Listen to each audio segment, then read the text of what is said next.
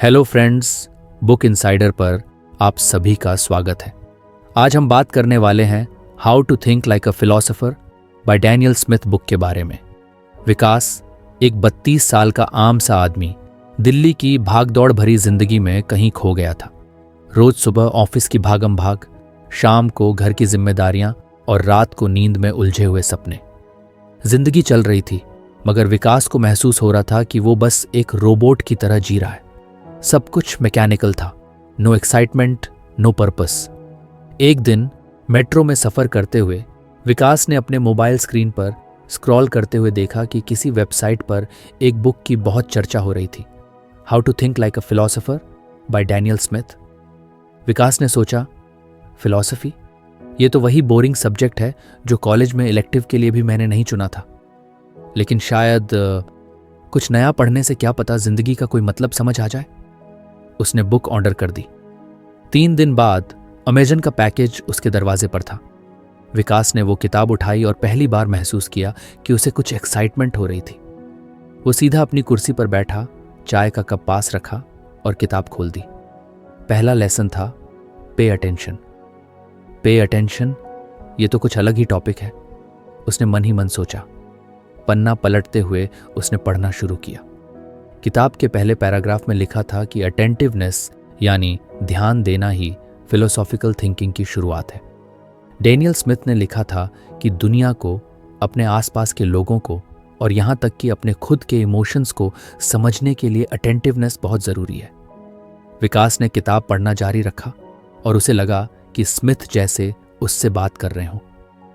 Observe the world around you, don't just look, see, don't just hear, listen. ये line बार बार उसकी आंखों के सामने घूम रही थी। उसे एहसास हुआ कि वो कितने सालों से अपनी जिंदगी में बस देखता और सुनता आ रहा था, लेकिन कभी भी अटेंशन नहीं दिया। उसी शाम विकास ने तय किया कि वो इस लेसन को अपनी रोजमर्रा की जिंदगी में अप्लाई करेगा। अगली सुबह उसने अपने यूजुअल तरीके से भागते दौड़ते ऑफिस जाने के बजाय कुछ अर्लियर निकला और मेट्रो स्टेशन पर खड़ा होकर आसपास के माहौल को ध्यान से ऑब्जर्व करने लगा। अरे, ये चौकीदार तो हर दिन मुझे गुड मॉर्निंग कहता है, लेकिन मैंने कभी इसे प्रॉपरली नोटिस ही नहीं किया, विकास ने मन ही मन सोचा। आज उसने मुस्कुराकर जवाब दिया। मेट्रो में बैठते वक्त उसने यूजुअल नेटफ्लिक्स डाउनलोड देखने के बजाय आसपास के लोगों को ऑब्जर्व करना शुरू किया। एक आदमी जो शायद 50 के आसपास का था, अखबार में कुछ पढ़ रहा था और बार बार अपने चश्मे को साफ कर रहा था। उसकी जेस्चर्स में कुछ चिंता थी। दूसरी तरफ एक 8 साल की बच्ची अपनी माँ के साथ बैठी थी, पूरे जोश में बातें कर रही थी और माँ बस हाँ में हाँ मिला रही थी। विकास को पहली बार महसूस हुआ कि हर चेहरा, हर व्यक्ति एक अलग कहानी है। उसे लगा जैसे उसकी आंखें किसी नई दुनिया को देख रही थी। वो पहली बार प्रेजेंट महसूस कर रहा था। ऑफिस में भी उसने इस लेसन को अप्लाई करना शुरू किया। जब उसका बॉस मीटिंग में प्रेजेंटेशन दे रहा था तो विकास ने अपना फोन एक तरफ रख दिया और पूरी अटेंटिवनेस से बॉस की बात सुनी। उसने महसूस किया कि बॉस सिर्फ टारगेट्स की बात नहीं कर रहा था, बल्कि अपने टोन में सटल फ्रस्ट्रेशन भी छुपा था। उसने सोचा, शायद अगले हफ्ते में कुछ प्रोएक्टिव अप्रोच दिखाऊं, हो सकता है बॉस इंप्रेस हो जाए। दिन ऐसे ही बीतते गए और विकास के आसपास की चीजें बदलने लगीं। उसने अपने दोस्तों के साथ भी यही किया, अटेंशन दिया। जब एक दोस्त ने उसे बताया कि वो अपने मैरिज में अनहैप्पी है, तो विकास ने एडवाइस देने के बजाय बस ध्यान से सुना। उस दोस्त ने कहा, यार, तू पहली बार मुझे ऐसा लग रहा है कि मेरे फीलिंग्स को समझ रहा है। थैंक्स भाई। विकास अब हर दिन, हर पल नई चीजें देख और समझ रहा था। एक दिन शाम को पार्क में टहलते हुए उसने एक पुराना पेड़ देखा। वो पेड़ वहीं सालों से था, लेकिन उसने आज पहली बार उस पेड़ की जड़ों और उसकी टहनियों की इंट्रिकसीज को ध्यान से देखा।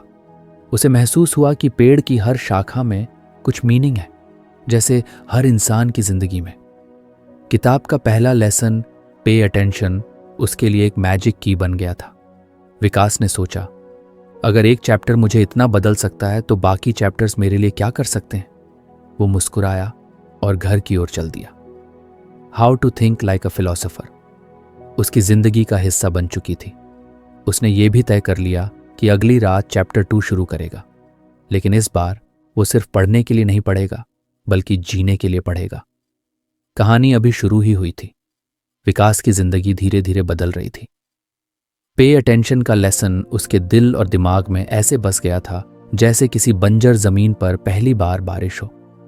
वो अब हर चीज को गहराई से देखता और समझने की कोशिश करता। लेकिन कहानी यहीं खत्म नहीं होनी थी। How to think like a philosopher के अगले लेसन ने उसे एक नई दिशा दी। उस रात जब ऑफिस का काम खत्म करके विकास घर पहुंचा तो उसने अपना डिनर जल्दी खत्म किया और सीधे किताब के दूसरे चैप्टर पर पहुंचा। Question everything. क्वेश्चन एवरीथिंग मतलब हर चीज पर सवाल करना। उसने बड़बड़ाते हुए पन्ने पलटे। डैनियल स्मिथ ने लिखा था, to understand deeply you must question not only the world but also yourself. Most of the truths we cling to are built on assumptions. Challenge them. Vikas ने पढ़ते पढ़ते अपनी कुर्सी पर झुकते हुए सोचा, क्या मैं कभी खुद से सवाल करता हूं?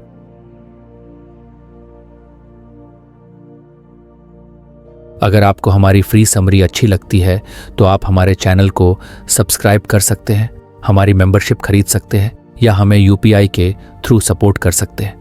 अब समरी पर वापस चलते हैं। या बस सब कुछ फेस वैल्यू पर मान लेता हूं? वो कुछ असहज महसूस करने लगा। ऐसा लग रहा था जैसे किताब उसकी जड़ों को हिला रही हो। किताब ने आगे लिखा था कि सवाल करने से इंसान सिर्फ अपने आसपास की चीजों को नहीं बल्कि अपने अंदर के सच को भी समझ पाता है। ये क्रिटिकल एग्जामिनेशन किसी भी कॉम्प्लेक्स इशू की गहराई में जाने का रास्ता है। विकास ने किताब बंद की और कुर्सी पर पीछे टिककर सोचने लगा। चलो शुरुआत खुद से करता हूं, उसने मन ही मन सोचा। उसने खुद से पहला सवाल किया, मैं इतना रेस्टलेस क्यों रहता हूं? यह सवाल ऐसा था जैसे किसी पुराने जख्म को कुरेद दिया हो। उसने सोचा, क्या मैं इसलिए रेस्टलेस हूं क्योंकि मैं अपनी जिंदगी से खुश नहीं हूं, या इसलिए क्योंकि मैं हमेशा दूसरों की एक्सपेक्टेशंस पूरी करने में लगा रहता हूं? विकास ने रियलाइज किया कि उसे हर सवाल का जवाब तुरंत नहीं मिलेगा, लेकिन सवाल करना ही एक बड़ी बात थी। वो धीरे धीरे इस प्रक्रिया का मजा लेने लगा। अगले दिन जब वो मेट्रो में सफर कर रहा था तो उसने अपने आसपास की चीजों पर सवाल उठाना शुरू कर दिया। उसने देखा कि मेट्रो के गेट के पास खड़ा एक आदमी अपने फोन पर बार बार नोटिफिकेशंस चेक कर रहा था। उसने सोचा, हम सभी इतने ऑब्सेस्ड क्यों हैं अपने फोन से? क्या ये हमें कनेक्टेड बनाते हैं या डिस्कनेक्टेड? ऑफिस में भी विकास ने सवाल करना शुरू कर दिया। एक मीटिंग के दौरान जब टीम लीड ने कहा, हमें इस महीने सेल्स बढ़ानी है, तो विकास के दिमाग में एक सवाल आया, लेकिन क्यों? क्या सिर्फ नंबर्स बढ़ाना ही हमारा गोल है या कस्टमर्स को बेहतर एक्सपीरियंस देना? हालांकि उसने ये सवाल अलाउड नहीं पूछा, लेकिन उसने इसे अपने माइंड में घूमने दिया। शाम को जब वो अपने दोस्त अमित से मिला तो उसने उससे एक सवाल पूछा, अमित, क्या तूने कभी सोचा है कि हम हर वीकेंड वही सेम चीजें क्यों करते हैं? एक ही कैफे, एक ही कॉन्वर्सेशन। क्या हमें कुछ नया एक्सप्लोर नहीं करना चाहिए? अमित कुछ देर चुप रहा और फिर हंसकर बोला, यार ये तेरी नई किताब का असर है क्या? लेकिन बात सही है, क्यों ना इस बार किसी नए एडवेंचर पर चले? विकास ने महसूस किया कि सवाल पूछने से कॉन्वर्सेशंस भी गहरी और मीनिंगफुल हो जाती हैं। ये ऐसा था जैसे सरफेस से नीचे जाने का एक तरीका। लेकिन सबसे बड़ा सवाल जिसने विकास को परेशान किया वो उसके खुद के बिलीफ से जुड़ा था। उसने खुद से पूछा, क्या मैं जो मानता हूं वो सच में मेरा बिलीफ है, या मुझे बचपन से जो सिखाया गया बस वही ब्लाइंडली फॉलो कर रहा हूं? उसने एक एग्जाम्पल लिया, सक्सेस। उसे बचपन से सिखाया गया था कि सक्सेस का मतलब है अच्छी नौकरी, ज्यादा पैसे और एक अच्छा घर। लेकिन उसने सोचा, क्या सच में सक्सेस यही है, या सक्सेस का मतलब अपनी जिंदगी से संतुष्ट होना है? इस सवाल ने उसे बहुत गहराई में ले गया। उसने रियलाइज किया कि उसके कई बिलीफ्स सिर्फ इनहेरिटेड थे, जिन पर उसने कभी सवाल ही नहीं उठाए थे। किताब ने उसे यह भी सिखाया था कि सिर्फ दूसरों से सवाल करना ही काफी नहीं, बल्कि अपने ही सवालों को भी चुनौती देना जरूरी है। क्या वो सही सवाल पूछ रहा है? क्या उसका नजरिया विचलित है? उसने सोचा, अगर मैं खुद से पूछूं कि मैं क्यों रेस्टलेस हूं, तो क्या यह सवाल सही है? या मुझे यह पूछना चाहिए कि मैं कौन से मोमेंट्स में सबसे ज्यादा पीसफुल महसूस करता हूं? विकास ने एक जर्नल खरीद लिया और उसमें अपने सवाल लिखने शुरू कर दिए। वो हर सवाल को एनालाइज करता और जितना हो सके जवाब ढूंढने की कोशिश करता। उसने महसूस किया कि सवाल करना सिर्फ आंसर्स ढूंढने के लिए नहीं, बल्कि खुद को बेहतर समझने का तरीका भी है। एक वीकेंड पर विकास अपने परिवार के साथ बैठा था। उसके पिता न्यूज़ देख रहे थे और किसी राजनीतिक मुद्दे पर नाराजगी जता रहे थे। विकास ने मुस्कुराते हुए पूछा, पापा, क्या आपने कभी सोचा है कि जो न्यूज़ हमें दिखाते हैं वो भी तो बायस्ड हो सकती है? क्या हमें हर चीज पर भरोसा करना चाहिए जो टीवी पर आती है? पिता ने कुछ रुक कर कहा, बात तो सही है बेटा, लेकिन फिर सच क्या है ये कैसे पता चलेगा? विकास ने जवाब दिया, शायद हमें हर चीज को दो पर्सपेक्टिव से देखना चाहिए, सवाल पूछने चाहिए और खुद रिसर्च करनी चाहिए। उस दिन उसके पिता भी सोच में पड़ गए। लगा कि उसकी क्वेश्चनिंग सिर्फ उसे नहीं बल्कि दूसरों को भी सोचने पर मजबूर कर रही है। रात में जब विकास अपने कमरे में बैठा था, उसने महसूस किया कि सवाल पूछना किसी एडवेंचर से कम नहीं है।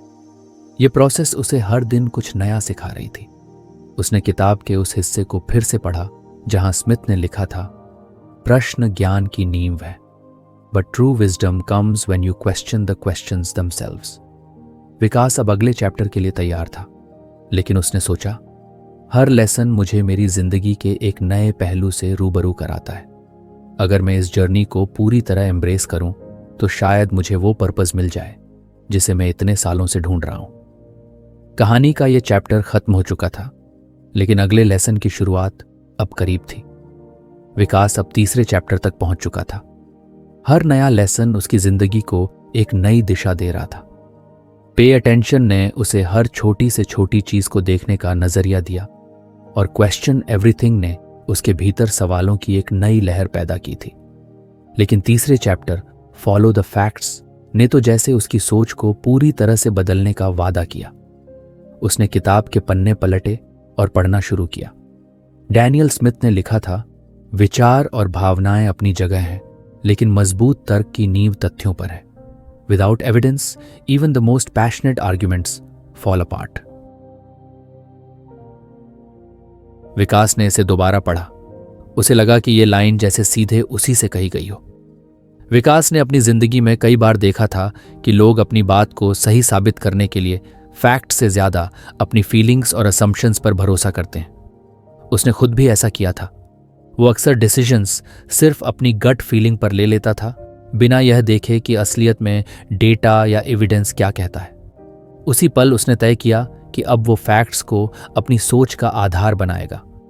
उसने किताब के अगले पैराग्राफ में पढ़ा कि भावनाएं अक्सर हमें उन चीज़ों की तरफ खींचते हैं जो हमें सही लगती हैं, लेकिन वो सच में सही हैं या नहीं, ये देखने के लिए हमें एविडेंस की ज़रूरत होती है। विकास ने सोचा, ठीक है, आज से हर आर्ग्यूमेंट, हर बिलीफ और हर डिसीजन को मैं एविडेंस के लेंस से देखूंगा। अगले दिन ऑफिस में विकास को इसका पहला मौका मिला। मीटिंग के दौरान जब उसकी टीम के एक साथी ने कहा, मुझे लगता है कि इस महीने हमारी सेल्स खराब रही क्योंकि मार्केट में कंपटीशन बहुत बढ़ गया है, तो विकास ने तुरंत सवाल किया, क्या हमारे पास इस बात का कोई डेटा है?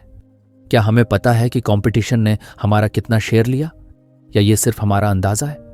साथी कुछ देर चुप रहा और बोला, नहीं, ये बस मेरा गैस है। विकास ने कहा, तो क्यों ना हम मार्केट डेटा एनालाइज करें, ये देखने के लिए कि असली कारण क्या है। हो सकता है कंपटीशन के अलावा भी कुछ फैक्टर्स हों। उसके इस अप्रोच ने टीम को सोचने पर मजबूर कर दिया। अब बात सिर्फ ओपिनियंस पर नहीं बल्कि एक्चुअल फैक्ट्स पर होने लगी। शाम को जब विकास मेट्रो से घर लौट रहा था तो उसने अपने डेली ऑब्जर्वेशंस पर भी इस लेसन को अप्लाई करना शुरू कर दिया। उसने खुद से पूछा, क्या मैं जो चीज़ें ऑब्जर्व करता हूं वो सच में वैसी ही हैं जैसी मुझे लगती हैं, या मैं अपने बायसेस के चलते उन्हें गलत समझ रहा हूं? उसे याद आया कि पिछले हफ्ते उसने अपने एक दोस्त समीर को बहुत जजमेंटल तरीके से देखा था। समीर ने उसे बताया था कि वो अपनी जॉब छोड़कर फ्रीलांसिंग शुरू कर रहा है। विकास ने तुरंत सोचा था, यार ये तो रिस्की मूव है, ये गलत कर रहा है। लेकिन अब फॉलो द फैक्ट्स के लेसन के बाद उसने सोचा, मैंने समीर के डिसीजन को किस आधार पर गलत कहा? क्या मैंने उसकी फाइनेंशियल प्लानिंग देखी? क्या मैंने उसके रीजन समझे, या ये सिर्फ मेरी अपनी इनसिक्योरिटी थी जो मुझे फ्रीलांसिंग रिस्की लग रही थी? विकास ने तय किया कि वो समीर से दोबारा बात करेगा और इस बार उसे समझने की कोशिश करेगा, बिना जजमेंटल हुए। घर पहुंचकर उसने अपने पास्ट बिलीफ्स पर भी सवाल करना शुरू किया। उसने एक डायरी निकाली और उसमें अपने कुछ मजबूत विश्वास लिखे, जैसे 1. मेहनत हमेशा सफलता की गारंटी देती है। 2. लोग वही करते हैं जो उनके इंटेंशंस होते हैं। 3. पैसे से खुशी नहीं खरीदी जा सकती। फिर उसने खुद से पूछा, क्या ये बिलीफ सच में फैक्ट्स पर बेस्ड हैं या ये सिर्फ बातें हैं जो मैंने बचपन से सुनी हैं? उसने देखा कि इनमें से कई बिलीफ्स असम्पशंस पर आधारित थीं। कठिन मेहनत हमेशा सफलता की गारंटी देती है। उसने खुद से पूछा, क्या ये सच है? मुझे याद है मेरे कॉलेज के दोस्त रोहित ने बहुत मेहनत की थी, लेकिन फिर भी उसे उसकी ड्रीम जॉब नहीं मिली। शायद हार्ड वर्क ज़रूरी है, लेकिन सक्सेस और भी कई फैक्टर्स पर डिपेंड करती है। विकास ने रियलाइज़ किया कि बिलीव्स को भी एविडेंस की कसौटी पर कसना चाहिए, हर बार, हर जगह। अगले कुछ दिनों में विकास ने हर छोटी बड़ी बात पर फैक्ट्स को महत्व देना शुरू कर दिया। एक शाम जब उसका दोस्त अमित उससे बहस कर रहा था कि मूवीज़ का आजकल कंटेंट खराब हो गया है, तो विकास ने काल्मली पूछा, किस बेस पर यह कह रहे हो? क्या तुमने डेटा देखा है कि ऑडियंस का रिएक्शन क्या है, या ये बस तुम्हारा परसेप्शन है? अमित कुछ झेंप गया और हंसकर बोला, यार सही कहा, शायद मैं अपनी पसंद की मूवीज़ को ही बेस बना रहा हूं। विकास ने महसूस किया कि फैक्ट्स को प्राथमिकता देने से न सिर्फ आर्ग्यूमेंट्स ज़्यादा मीनिंगफुल बनते हैं, बल्कि रिलेशनशिप्स भी बेहतर होते हैं। उसने अपने पर्सनल डिसीजंस में भी इस लेसन को अप्लाई करना शुरू कर दिया। जब उसने सोचा कि उसे अपनी सेविंग्स को म्यूचुअल फंड्स में इन्वेस्ट करना चाहिए, तो उसने अपनी इंस्टिंक्ट पर भरोसा करने के बजाय प्रॉपर रिसर्च की। उसने डेटा देखा, पास्ट परफॉर्मेंस एनालाइज की और एक्सपर्ट्स की राय ली। ये विकास के लिए एक नया तरीका था और उसने महसूस किया कि फैक्ट्स पर आधारित डिसीजंस ज़्यादा कॉन्फिडेंट और एक्यूरेट लगते हैं। लेकिन विकास ने यह भी सीखा कि हर चीज़ के लिए फैक्ट्स खोजना आसान नहीं होता। कई बार फैक्ट्स इनकम्प्लीट होते हैं और इमोशंस या इंट्यूशन का रोल भी ज़रूरी होता है। स्मिथ ने किताब में लिखा था, facts provide clarity but emotions give direction, the key is to balance both. Vikas ने इसे अपने दिल में बसा लिया। उसने समझा कि हर चीज़ को फैक्ट से वैलिडेट करना चाहिए, लेकिन इमोशंस और वैल्यूज़ को पूरी तरह इग्नोर नहीं करना चाहिए। उस रात विकास ने अपनी जर्नल में लिखा, follow the facts has taught me to question not just the world but also my own beliefs. Facts are like a lighthouse, they guide you through the fog of assumptions, but you must also listen to the waves because they tell you where you truly belong. विकास अब अगले chapter के लिए तैयार था। उसने सोचा, अगर इस किताब ने मुझे अब तक इतना बदल दिया है तो आगे की जर्नी कितनी शानदार होगी। कहानी अब उस मोड़ पर थी जहां हर लेसन उसकी जिंदगी को एक नई मीनिंग दे रहा था।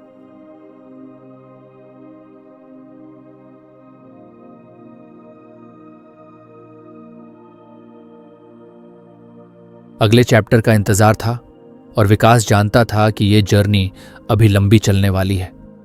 विकास के लिए अब किताब पढ़ना सिर्फ एक आदत नहीं रह गई थी, ये उसकी जिंदगी का हिस्सा बन चुकी थी।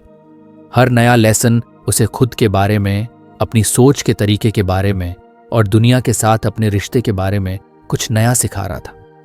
जब वो चौथे लेसन वॉच योर लैंग्वेज पर पहुंचा तो उसे लगा कि ये लेसन बाकी सभी से कुछ अलग है। रात का समय था। वो अपने कमरे की खिड़की के पास बैठा था, किताब हाथ में थी और चाय का कप उसकी टेबल पर। उसने पन्ना पलटा और पढ़ना शुरू किया। डैनियल स्मिथ ने लिखा था, भाषा जो आप उपयोग करते हैं वह आपके सोचने का प्रतिबिंब है। Precision in words leads to clarity in thoughts. Miscommunication is often the result of imprecise or careless language. विकास ने इस पर कुछ देर तक सोचा। उसे लगा कि वो अक्सर अपनी बात को एक्सप्रेस करने में उतना ध्यान नहीं देता था। कई बार वो ऐसे शब्दों का इस्तेमाल करता था जो या तो वेग होते थे या ऐसे जो दूसरे को गलत तरीके से समझ आते थे। उसने किताब में आगे पढ़ा कि भाषा केवल विचारों को व्यक्त करने का माध्यम नहीं है, बल्कि ये विचारों को आकार भी देती है। क्या मेरी भाषा भी मेरी सोच को लिमिट करती है? उसने खुद से सवाल किया। अगले दिन उसने इस लेसन को कॉन्शियसली प्रैक्टिस करने का फैसला किया। सुबह जब वो ऑफिस जा रहा था तो उसने मेट्रो में दो लोगों की बातचीत सुनी। एक आदमी अपने दोस्त से कह रहा था, यार ये सरकार कुछ करती ही नहीं है, सब कुछ खराब हो रहा है। विकास ने सोचा, ये आदमी कुछ नहीं करती और सब कुछ खराब जैसे वेग शब्दों का इस्तेमाल कर रहा है, लेकिन क्या उसने स्पेसिफिक चीज़ों पर ध्यान दिया है? क्या उसे पता है कि सरकार ने क्या किया या नहीं किया, या ये बस एक जनरलाइज्ड स्टेटमेंट है? उसने महसूस किया कि कई बार लोग अपनी फीलिंग्स को सही तरीके से एक्सप्रेस करने के लिए सही शब्दों का चुनाव नहीं करते। इससे उनकी बात का मीनिंग डिस्टॉर्ट हो सकता है। ऑफिस में भी विकास ने इस लेसन को अप्लाई करना शुरू किया। मीटिंग के दौरान उसका एक कॉलीग बोला, हमारे प्रोडक्ट को और इम्प्रूव करना चाहिए। विकास ने काल्मली पूछा, इम्प्रूव का मतलब स्पेसिफिकली क्या है? क्या हम इसकी स्पीड बढ़ाना चाहते हैं, इसकी यूजेबिलिटी बेहतर करना चाहते हैं, या कुछ और? इम्प्रूव बहुत ब्रॉड वर्ड है, हमें इसे डिफाइन करना होगा। सारे कॉलीग्स ने उसकी बात पर ध्यान दिया और रियलाइज किया कि वेग लैंग्वेज कई बार डिस्कशंस को डीरेल कर देती है। उन्होंने इस पर ब्रेनस्टॉर्मिंग शुरू की और स्पेसिफिक गोल्स तय किए। विकास को उस दिन पहली बार महसूस हुआ कि भाषा का सही इस्तेमाल डिस्कशंस को कितना इम्पैक्टफुल बना सकता है। शाम को जब वो अपने दोस्त अमित से मिला तो उसने कैजुअली अमित से पूछा, यार तुझे सबसे ज्यादा किस चीज से खुशी मिलती है? अमित ने जवाब दिया, पता नहीं, बस जब मैं खुश महसूस करता हूं तो खुश होता हूं। विकास ने मुस्कुराते हुए कहा, लेकिन खुश का मतलब क्या है? क्या ये सेटिस्फैक्शन है, एक्साइटमेंट है, या बस पीस ऑफ माइंड? खुश भी तो अलग अलग कॉन्टेक्स्ट में अलग हो सकता है ना? अमित कुछ देर चुप रहा, फिर बोला, यार सही कह रहा है, मैंने कभी इस बारे में सोचा ही नहीं कि खुशी का मतलब क्या है। शायद मुझे इसे डिफाइन करने की जरूरत है। विकास ने महसूस किया कि जब हम अपनी बात को सही शब्दों में एक्सप्रेस करते हैं तो न सिर्फ दूसरों को समझने में मदद मिलती है बल्कि खुद को भी क्लैरिटी मिलती है। उसने ये लेसन अपनी पर्सनल लाइफ में भी इम्प्लीमेंट करना शुरू किया। एक दिन जब उसने अपनी माँ से बात की तो उन्होंने कहा, तू हमेशा बिजी रहता है, हमें टाइम ही नहीं देता। पहले विकास शायद डिफेंसिव हो जाता और कहता, माँ मैं तो हमेशा कोशिश करता हूं। लेकिन इस बार उसने काल्मली पूछा, माँ टाइम नहीं देता का मतलब क्या है? क्या आप चाहती हैं कि मैं आपके साथ चाय पीने बैठूं, या आपको रोज कॉल करूं, या कुछ और? माँ ने सोचा और कहा, बस कभी कभी साथ बैठकर बातें कर लिया कर, वो काफी होगा। विकास को एहसास हुआ कि वेग लैंग्वेज कई बार अननेसेसरी कॉन्फ्लिक्ट्स को जन्म देती है। क्लियर कम्युनिकेशन रिश्तों को बेहतर बना सकती है। रात में उसने किताब के उस हिस्से को दोबारा पढ़ा जहां स्मिथ ने लिखा था, language is the lens through which we see the world. If the lens is blurry, our vision will be unclear. Precision in language sharpens our perception. Vikas ने सोचा कि वो कितनी बार अपनी बात को बिना सोचे समझे कह देता था। कई बार जब वो किसी से बहस करता था तो उसकी भाषा इतनी अनक्लियर होती थी कि दूसरा व्यक्ति उसकी बात का गलत मतलब निकाल लेता था। उसने अपनी पुरानी आदतों पर भी रिफ्लेक्ट किया। उसे याद आया कि जब वो कॉलेज में था तो किसी डिबेट के दौरान उसने कहा था, ये सोसाइटी पूरी तरह से करप्ट है। लेकिन अब उसे एहसास हुआ कि पूरी तरह से करप्ट कहना न सिर्फ एग्जैजरेटेड था बल्कि अनट्रू भी था। अगर वो तब ये कहता कि कुछ स्पेसिफिक इंस्टीट्यूशंस में करप्शन है तो उसकी बात ज्यादा क्रेडिबल और इम्पैक्टफुल होती। उसने अपनी जर्नल निकाली और खुद से वादा किया कि अब वो अपनी भाषा को लेकर और माइंडफुल रहेगा। वो वेग या एम्बिगुअस शब्दों का इस्तेमाल कम करेगा और अपनी बात को हमेशा क्लियर और प्रिसाइज तरीके से कहेगा। अगले दिन उसने इस लेसन को एक और तरीके से अप्लाई किया। उसने सोचा, मैं जो खुद से बातें करता हूं उसमें भी क्या मैं वेग लैंग्वेज का इस्तेमाल करता हूं? उसने महसूस किया कि जब वो खुद से कहता था, उसने लिखा, 1. मुझे अपने काम में पंक्चुअल बनना है। 2. मुझे हर हफ्ते कम से कम एक नई किताब पढ़नी है। 3. मुझे हर दिन 30 मिनट एक्सरसाइज करनी है। विकास ने देखा कि जब उसने वेग गोल्स को स्पेसिफिक गोल्स में बदला तो वो ज्यादा अचीवेबल और क्लियर लगे। उस रात उसने अपनी जर्नल में लिखा, language is not just a tool to communicate with others, it's a way to communicate with yourself. The clearer your language, the clearer your life. Vikas अब अगले चैप्टर के लिए तैयार था, लेकिन उसने महसूस किया कि ये जर्नी सिर्फ चैप्टर्स पढ़ने की नहीं बल्कि उन्हें जीने की थी। कहानी में अभी बहुत कुछ बाकी था। विकास अब उस मुकाम पर था जहां हर लेसन उसकी सोच में एक नया आयाम जोड़ रहा था। वो किताब को सिर्फ पढ़ नहीं रहा था, बल्कि हर पन्ने को जी रहा था। 5वां lesson, think for yourself not by yourself, उसके लिए एक अलग तरह की चुनौती लेकर आया। इस बार लेसन ने उसे अपनी आइसोलेशन पर विचार करने के लिए मजबूर किया। रात थी और विकास हमेशा की तरह अपनी स्टडी टेबल पर बैठा किताब पढ़ रहा था। डैनियल स्मिथ ने लिखा था, While it's important to develop your own thoughts, no idea exists in a vacuum. Engaging with others through discussion, debate, or collaboration brings depth and diversity to your thinking. विकास ने किताब बंद की और कुछ देर तक सोचता रहा। उसे याद आया कि वो बचपन से ही कुछ इंट्रोवर्टेड था। किसी भी समस्या का हल खुद ही ढूंढने की कोशिश करता था। उसने हमेशा ये माना था कि असली सोच तभी होती है जब आप अकेले बैठकर गहराई से विचार करें। लेकिन स्मिथ का यह लेसन कुछ और ही कह रहा था। विकास ने खुद से सवाल किया, क्या सच में मैं दूसरों के साथ आइडियाज शेयर करके अपने सोचने के तरीके को इम्प्रूव कर सकता हूं? अगले दिन उसने इस लेसन को कॉन्शियसली अप्लाई करने का फैसला किया। ऑफिस में एक प्रोजेक्ट पर काम करते हुए उसने अपनी टीम के साथ डिस्कशन शुरू किया। विकास के मन में एक आइडिया था, लेकिन इस बार उसने उसे तुरंत इंप्लीमेंट करने के बजाय टीम से पूछा, क्या आप सबके पास इस समस्या को हल करने का कोई तरीका है? उसके साथी मनीषा ने कहा, मुझे लगता है अगर हम इस एंगल से सोचें तो ज्यादा इफेक्टिव होगा। पहले विकास शायद इस पर ध्यान न देता, लेकिन इस बार उसने मनीषा के सुझाव को गौर से सुना। जब पूरी टीम ने अपने अपने पर्सपेक्टिव्स दिए तो विकास को एहसास हुआ कि उसका ओरिजिनल आइडिया अच्छा था, लेकिन बाकी लोगों के सुझावों ने उसे और बेहतर बना दिया। उस शाम विकास ने महसूस किया कि कोलैबोरेटिव थिंकिंग न सिर्फ आइडियाज को रिफाइन करता है, बल्कि नए पर्सपेक्टिव्स को भी खोलता है। उसने अपनी डायरी में लिखा, thinking for yourself doesn't mean isolating yourself, it means having the courage to form your own ideas while being open to others' input। वो अपनी पर्सनल लाइफ में भी इस लेसन को लागू करना चाहता था। घर पहुंचकर उसने अपनी बहन अंजलि से बात की। अंजलि अक्सर विकास से कहती थी, तू अपनी प्रॉब्लम्स कभी शेयर क्यों नहीं करता? हर बार खुद ही सब कुछ सॉल्व करने की कोशिश करता है।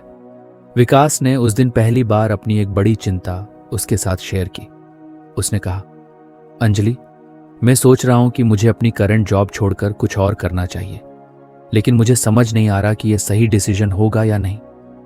अंजलि ने ध्यान से सुना और कहा, देख, ये डिसीजन तुझे ही लेना होगा, लेकिन क्या तूने कभी सोचा है कि तेरे कॉलीग्स या मेंटर्स से इस बारे में बात करने से तुझे क्लैरिटी मिल सकती है?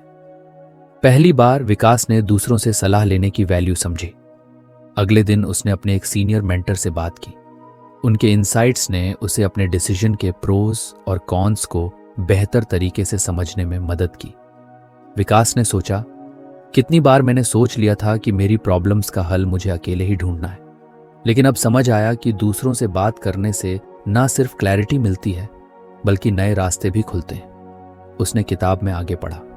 स्मिथ ने लिखा था, सच्ची बुद्धिमत्ता दूरस्थता में नहीं मिलती है, it's found in the exchange of ideas. Vikas ने इस लेसन को अपने दोस्तों के साथ भी टेस्ट करने का फैसला किया। उस वीकेंड उसने अपने 3 दोस्तों अमित, समीर और नेहा को एक कैजुअल डिस्कशन के लिए बुलाया। वो चाहता था कि वो किसी मीनिंगफुल टॉपिक पर बात करें। उसने बातचीत शुरू की, तुम लोगों के हिसाब से असली खुशी क्या होती है? पहले तो सबने इसे हल्के में लिया।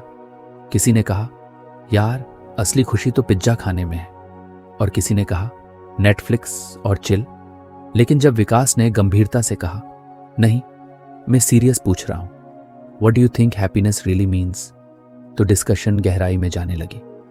नेहा ने कहा, मुझे लगता है खुशी तब होती है जब आप अपने काम में फुलफिलमेंट महसूस करते हैं। समीर ने कहा, मेरे लिए खुशी तब होती है जब मैं अपने फैमिली के साथ टाइम बिताता हूं।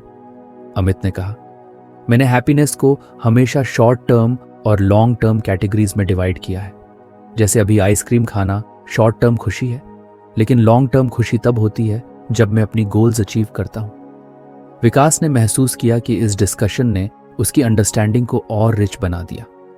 उसने सोचा, अगर मैं अकेले बैठकर इस सवाल पर सोचता तो शायद मैं सिर्फ अपने पर्सपेक्टिव तक ही सीमित रह जाता, लेकिन दूसरों के इंसाइट्स ने मुझे खुशी के नए डायमेंशंस दिखाए। उसने इस लेसन को एक और एंगल से देखा।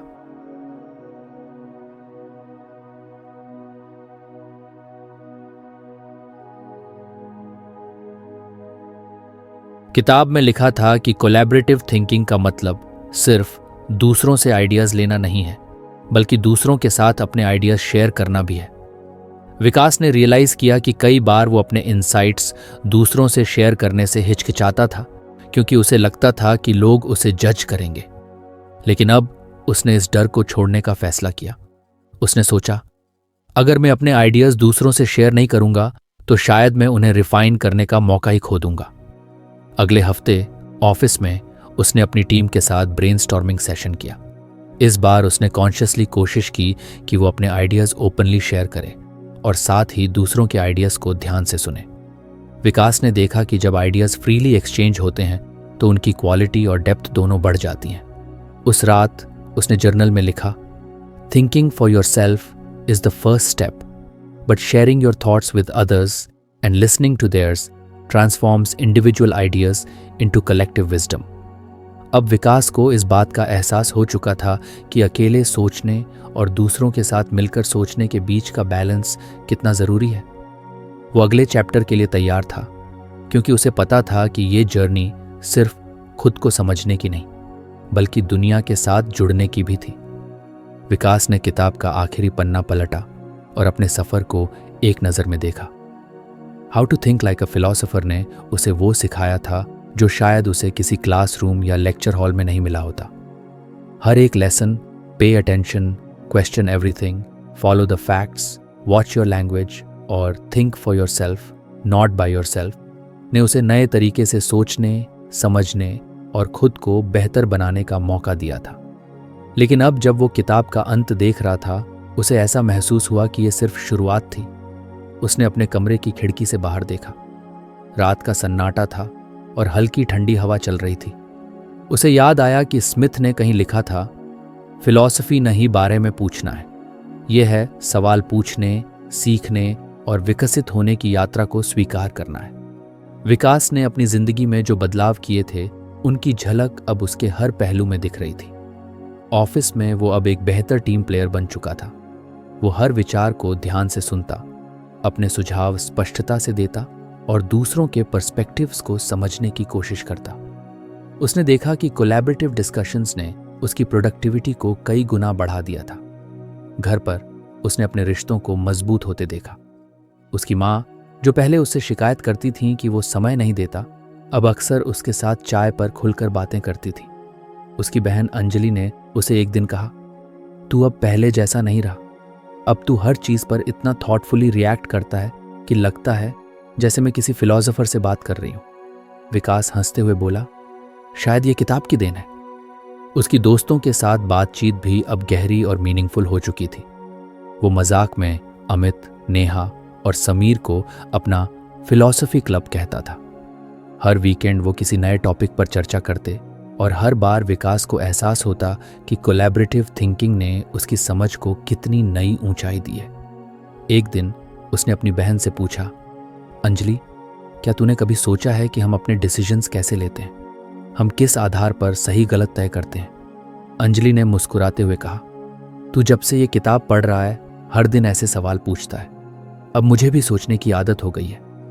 विकास को एहसास हुआ कि उसकी जर्नी न सिर्फ उसकी थी, बल्कि वो दूसरों को भी इनडायरेक्टली इंस्पायर कर रहा था। उसकी सोच का दायरा अब सिर्फ उसके व्यक्तिगत जीवन तक सीमित नहीं था, ये उसके आसपास के लोगों पर भी असर डाल रही थी।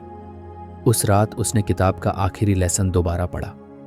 Philosophical thinking is not about isolating yourself, it's about engaging with the world in a meaningful way, questioning, observing, collaborating and growing together. उसने अपनी डायरी में लिखा, फिलॉसफी ने मुझे खुद से जुड़ने में मदद की, लेकिन इससे बड़ी बात यह है कि इसने मुझे दूसरों से जुड़ने का तरीका सिखाया। कहानी यहाँ खत्म नहीं होती। विकास को अब यह समझ आ चुका था कि सीखने और सोचने का सफ़र कभी खत्म नहीं होता। उसने किताब को अपनी शेल्फ पर रखा, लेकिन वो जानता था कि ये लेसन्स उसकी ज़िंदगी का हिस्सा बन चुके थे। जिंदगी की ये नई शुरुआत थी, एक ऐसा सफ़र जहां हर दिन एक नया सवाल था, हर दिन एक नई सीख और हर दिन खुद को और दुनिया को बेहतर तरीके से समझने का मौका। तो फ्रेंड्स, ये थी हमारी आज की बुक समरी। आपको कैसी लगी कमेंट करके ज़रूर बताएं और धन्यवाद आपका समरी एंड तक सुनने के लिए।